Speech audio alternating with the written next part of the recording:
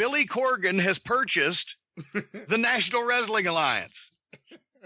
Now, and this news has just come out. That's all the news we have. That's all the news has been fit to print. So I don't know what he's going to do with it or what change he's going to make or anything. I'm not even commenting on that. But, and I've said before, I've talked to Billy Corgan a few times at the Impact tapings when I was in TNA, and he's a very nice, charming guy.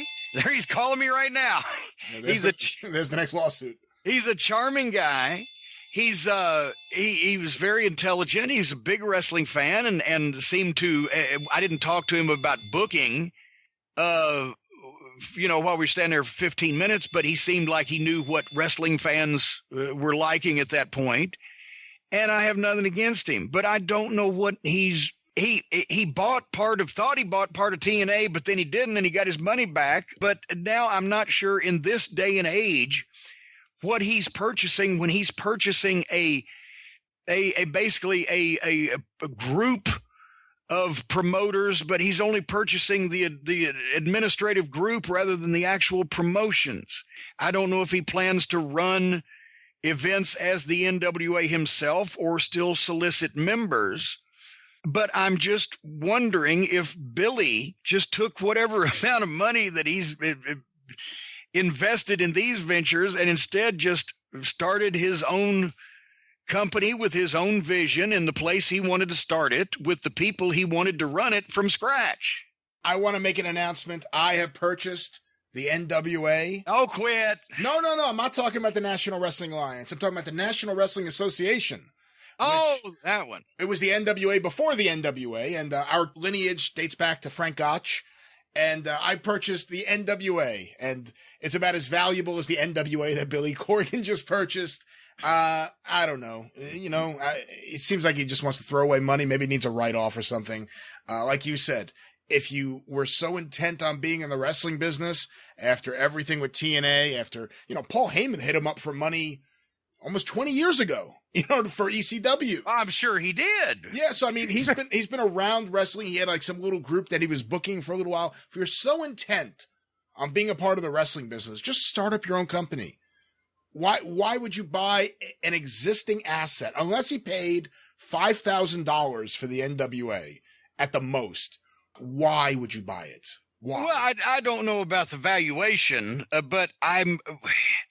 And once again, I was the guy who pretty much aided, at least, facilitated the resurrection of the NWA in the 90s. That's a different thing altogether, though. Well, no, that's why I'm saying, speaking as a guy who did that. But with Howard Brody as president, and Dennis Corluzzo was a huge proponent of the NWA, and I was able to get him on the WWF TV, and they had a membership resurgence from that, and they were trying to conduct the NWA the way the NWA has always been conducted, which was a cooperative membership of promoters in different territories. But it didn't last. And at this point, that's 20 years ago. And I'm just wondering what plan there can be for the NWA as like I said, as a group of promoters rather than as a single promotion doing something with some talent with all the other guys everybody else is either self-sufficient or working with the people that they really want to work with right now.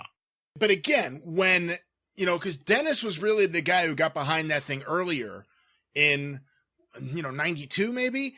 His goal was to get dates on the NWA champion. By joining the NWA, he was legitimately entitled to have dates on the NWA champion. And that caused a lot of problems. Well, yeah, as a matter of fact, that's the only reason I think it maybe one or two people were getting a check from WCW, but that's the only reason that the NWA promoters that were members at that time were still members is because they were trying to get a chance to book Ric Flair and they could do massive shows with him.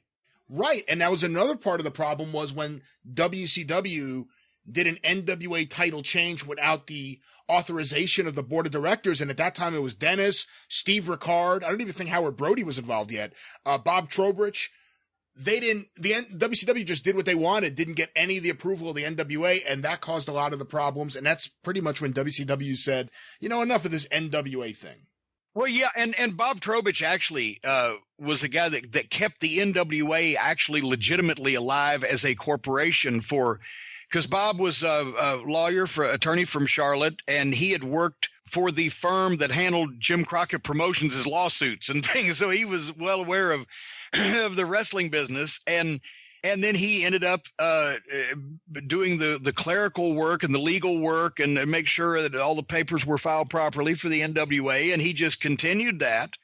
And so it actually, while Dennis was out there really getting a lot of exposure, and then Howard came along and was good at administrating with the different member promoters, if it hadn't been for Trowbridge, they wouldn't have actually done the legal shit to actually be a legal corporation continuously all that time. And again, Dennis wanted dates with Ric Flair. Imagine it would have been Ric Flair versus Ed the Razor in Woodbury, New Jersey. I think he would have probably got a little bit. He would have stepped up the opposition for Flair if he'd have got him. But anyway, well, I mean, I would wish Billy Corgan good luck with whatever he's going to do with the NWA, or has what his vision is or whatever. But I'm not sure at this point in time, almost why he wouldn't do it himself. Well, and I don't mean himself, but I mean start from scratch and just assemble the team and the people you want to do with that amount of money to invest, unless he's going to do something different than we suppose. Yeah, to be fair, none of us really know what he's doing. And quite frankly, I don't think he knows what he's doing. Oh, now that I knew that was setting up on the fucking T-ball. All right.